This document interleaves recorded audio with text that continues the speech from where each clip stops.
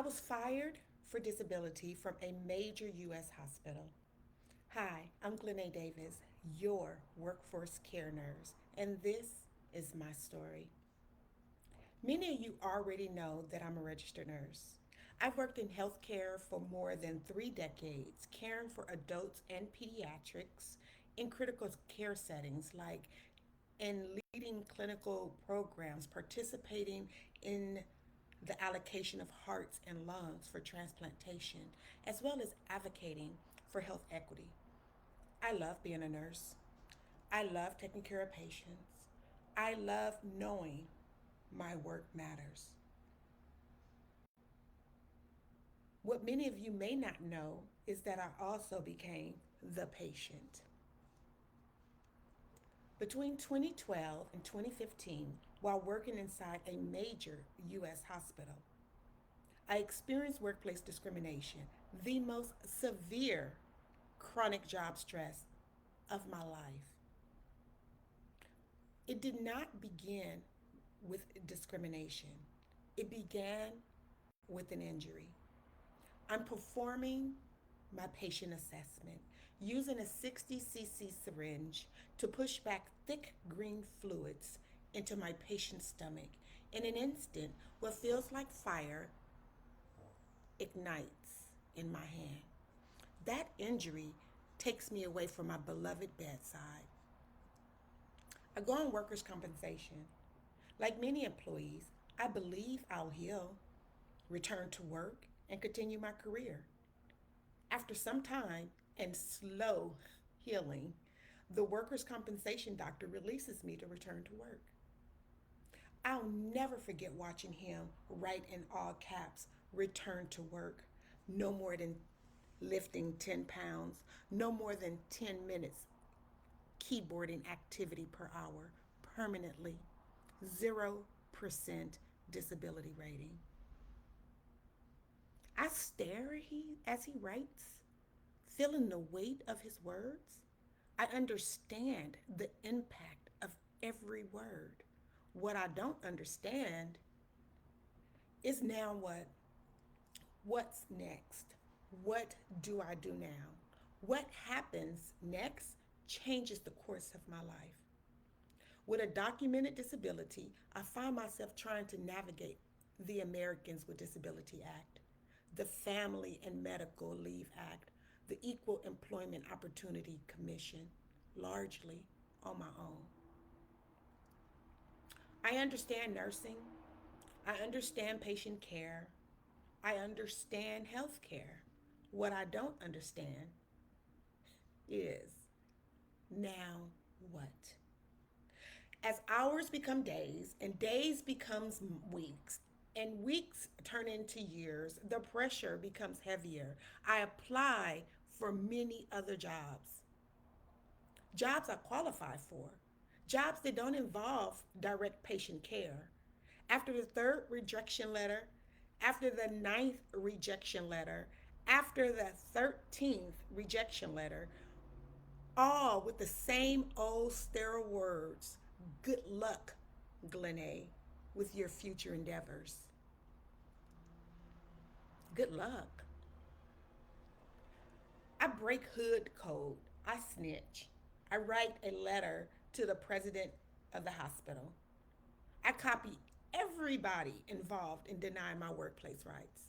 People in high places become angry. I get the job, a job that doesn't require lifting anything heavier than my cup of coffee. I'm happy. The administration, not so much. They add my known restrictions as conditions of employment. My nurse manager withhold key transplant training information. I'm assigned an overseer. Everything I do is ridiculed.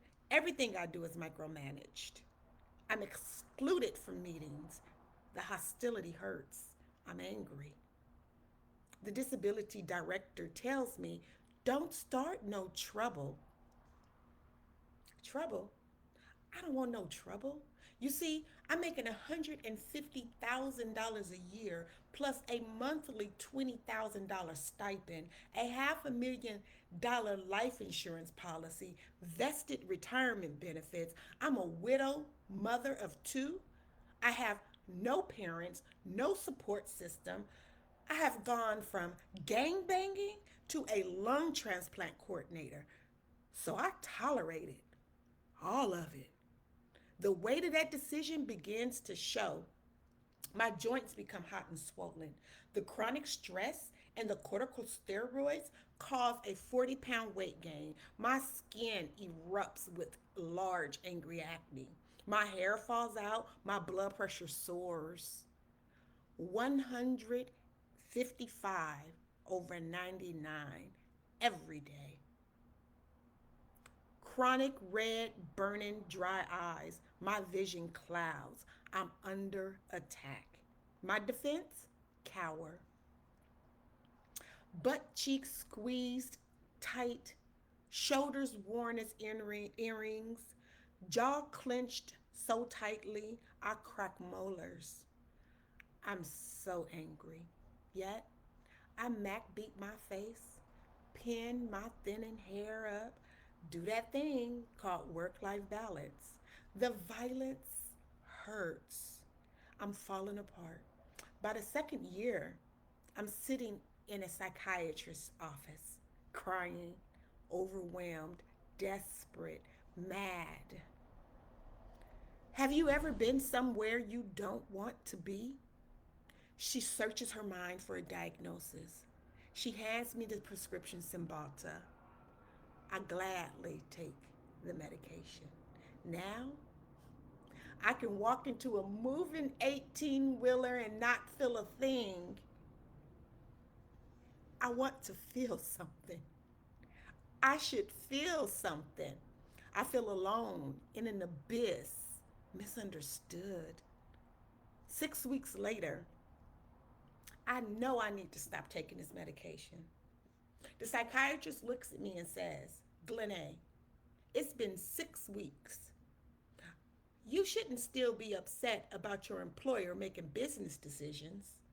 Then she says, maybe we should try electroconvulsive therapy. ECT? Shocked my brain happy? The dice are on the table, life or death. She reminds me, Glennae, if you don't continue to take medication or agree to some medical treatment, the short term disability insurance company may not believe you and may not pay you. I search my thoughts, remembering the adversary is after my mind. No, my God has welfare. I decide to follow Christ. In 2015, I'm fired for disability. I lose the salary, I lose the benefits, the vested pension, retirement, life insurance. I lose everything tied to that major U.S. hospital that fired me for disability. Or so I think. For the next 2 years, I have zero employment income. I never missed a mortgage payment, dinner out of town, a flight out with dinner out with friends, a flight out of town. Every time I ask my son what day is today, Saturday, he says. I smile, knowing that I'm living Sabbath. Out of the memory psychiatry tried to destroy, I remember. Out of the restrictions that corporate doctor placed on me, I lift, I write, I find value. And at the end of 2 years of unemployment, I returned to work, not needing an accommodation. Today, I stand before you as the founder, CEO, and visionary of Glennae's RX for Life, the author of Well Done, Hood Girl to Head Nurse, and Operation Mental Health, practical lessons on career burnout and recovery, and the innovator of workforce care. What I know today is what I wish someone had taught me then. Workplace stress doesn't just affect your job, it affects your health, your decisions, your faith, your family, your future.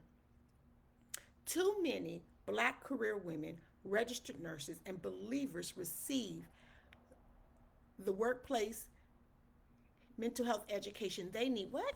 Sorry, this is just a practice performance. Sorry. Too many Black women, registered nurses, and believers never receive the workplace mental health education they need to make informed employment, mental health, and faith-based decisions before fear begins making those decisions for them. That's why I created employee mental health education, because not one employee should have to lose everything. Mental health education is the new standard of care.